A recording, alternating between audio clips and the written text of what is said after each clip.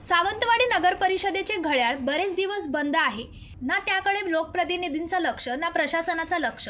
सावंतवाडी म्हणजे सुंदरवाडी आणि सौंदर्यात भर टाकणारा मोती तलाव त्याच्याच समोर उभी असलेली सावंतवाडी नगर परिषदेची भव्य इमारत, तिच्या मनोऱ्यावर असलेले भले मोठे घड्याळ सर्वांच्या नजरा त्याकडे वळतात। सावंतवाडी नगर परिषदेच्या मनोऱ्यावरील घड्याळ सध्या शेवटची घटका मोजते आहे।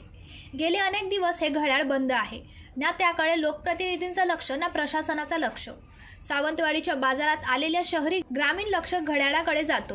आजही ग्रामीण भागातून शेकडो महिला येत असतात।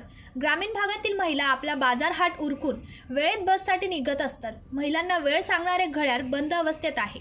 सध्या सावंतवाडी नगर परिषदेवर प्रशासक असल्याने लोकप्रतिनिधींनी दुर्लक्ष केले आहे।